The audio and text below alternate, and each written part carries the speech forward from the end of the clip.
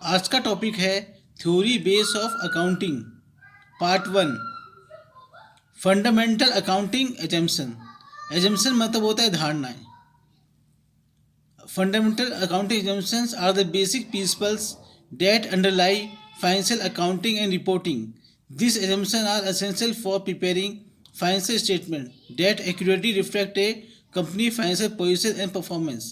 Here are the fundamental accounting assumptions. First है going concern assumption. जो व्यवसाय होता है वो भविष्य में भी चलता रहता है, ये धारणाएं होती हैं। तो ये होता क्या, देखो।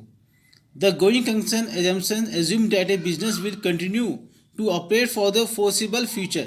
These assumptions allows accountant to value assets and liabilities based on their expected future benefit and obligations. Second है consistency assumption। इसका मतलब क्या होता है कि हमें एक ही मेथड का यूज़ करना चाहिए अकाउंट्स में, और ताकि हम उसका आगे कंपेयर कर सकें फाइनेंशियल स्टेटमेंट में। तो देखिए इसका मीनिंग क्या है। The consistency assumption assumes that a business will use the same accounting method and procedure from one period to another.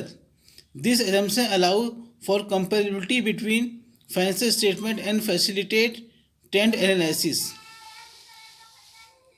Third है एक्रूअल एजम्पशन। एक्रूअल एजम्पशन क्या होता है? इसे हिंदी में कहते हैं अभिलेखन धारणा।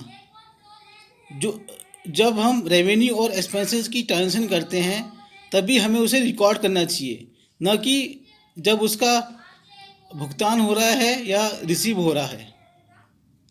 तो ये क्या है, देखो। The accrual assumptions assume that revenue and expenses are recognised when earned और incurred regardless of when cash is received और paid. This assumption matches cost with revenues. आगे क्या है,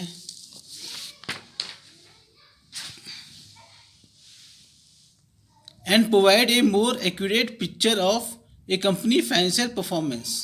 Accounting principles, कुछ इसके रूल्स हैं, गाइडलाइंस हैं। देखो, are the fundamental rules and guidelines that governs the preparation of financial statement and the accounting process. This principle ensures that financial statements are present in a fair, consistent and transparent manner, allowing stakeholders to make informed decisions. Here are the main accounting principles.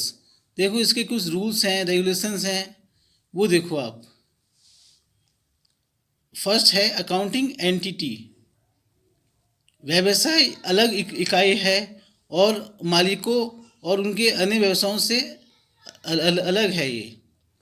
तो ये क्या है, देखो। The accounting entity principle assume that a business is a separate entity from its owner and other business.